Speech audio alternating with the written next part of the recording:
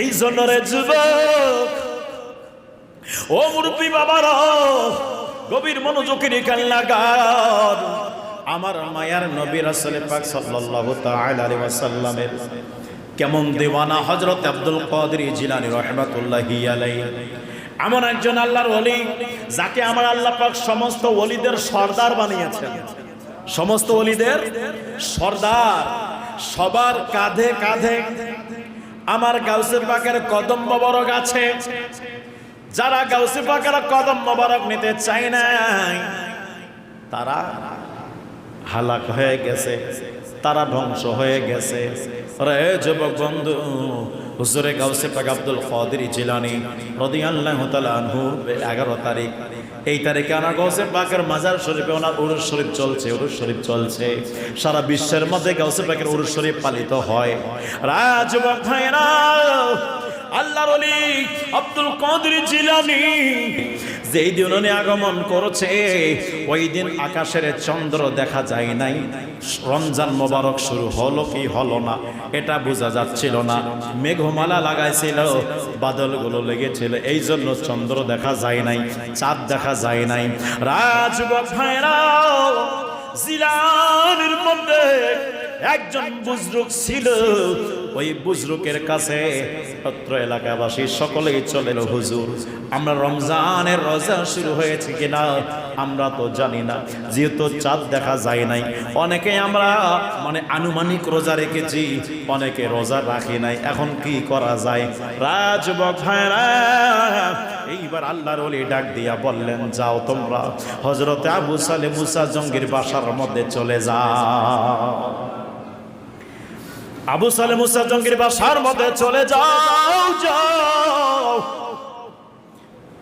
যে দেখো আল্লাহ পাক ওনার মাধ্যমে ওনার স্ত্রীর গর্ভ থেকে যুগশ্রেষ্ঠ আল্লাহর ওলি একজন পুত্র সন্তান আগমন করেছেন। আগে যে দেখো ওই সন্তানটি দুধ পান করছে কি করে না। যদি দিনের বেলা দুধ খায়, সকাল সকাল দুধ পান করে, তো বুঝবা রমজান শুরু হয় নাই। আর যদি না করে বুঝবা রমজান শুরু হয়ে গেছে। গাউসে পাক আব্দুল কাদের জিলানীর বাসার মধ্যে আসলেন। আসে বলেন, হুজুর ও আবু সালেহ মুসা জঙ্গি, বাসায় কি আপনি আছেন? জি, কি ব্যাপার, এতগুলো মানুষ কেন আপনারা? আসলাম একটা বিষয় জানার জন্য। কি বিষয় জানার জন্য আসলেন বলেন? বলছি হুজুর, আপনার বাসার মধ্যে নাকি একজন পুত্র সন্তানের আগমন হয়েছে। জি হ্যাঁ হয়েছে। হুজুর জানতে চাই আপনার সন্তান কি দুধ পান করছে কি করে নাই? করছে কি করে নাই হুজুর একটু জানান। এই কথা বলার পরে পরে তাহলে একটু অপেক্ষা করেন, আমি ভিতর থেকে চলে আসি। এইবার যাওয়ার পরে বেগম রে জিগাইলেন, বেগম আমাদের সন্তান কি দুধ পান করছে কি করে না, বলো না বলো। এইবার হযরত উম্মুল খায়র ফাতেমা রাদিয়াল্লাহু তাআলা আনহা ডাক দিয়া বলেন, স্বামী ও স্বামী, আবু সালেহ মুসা জঙ্গি বড় আশ্চর্য ব্যাপার ঘটে গেছে। কি আশ্চর্য ব্যাপার ঘটে গেছে বলো না বলো। বলে রাত্রবেলা দুধ পান করছে বাচ্চা আমার খুব ভালোভাবে, কিন্তু সুবে সাদেকের পর থেকে এখন পর্যন্ত সকাল হয়ে গেছে, একবারও দুধ পান করে না। আমি দিয়ে দেই তারপরও পান করে না, তারপরও পান করে না। বলে এই ব্যাপার? বলে জি জি এই ব্যাপার। এইবার চলে আসলো, ও আমার জিলান শহরের অধিবাসীরা, শুনু রে শুনু, আমার সন্তান আব্দুল কাদের জিলানী তিনি দুধ পান করে না, রাত্রবেলা পান করেছে, দিনের বেলা পান করছে না, সুবে সাদিক থেকে পান করেছে না। এইবার সবাই বলে, হুজুর ও হুজুর, আমরা জানার জন্য আসছিলাম, এই জন্য অনেকে আমরা রোজা আছি, অনেকে রোজা নাই। কারণ আসমানে বাদল লাগাছিল, মেঘমালা লাগাছিল, এই জন্য চাঁদ দেখা যায় নাই। চাঁদ না দেখা যাওয়ার কারণে অনেকে রোজা রেখেছে, অনেকে রোজা রাখেন নাই। এই জন্য এটা আমরা ওই বুজরুকের কাছে গেলাম, ওই বুজরুক আপনার বাসায় আপনার বাসায় আমাদেরকে পাঠাইয়া দিলেন। জিজ্ঞাসা করলাম এই জন্য, যদি গাউসে পাক আব্দুল কাদের জিলানী সুবে সাদিক থেকে দুধ পান করে থাকে থাকে তাহলে রমজান শুরু হয় নাই, আর যদি না করে তাহলে রমজান শুরু হয়ে গেছে।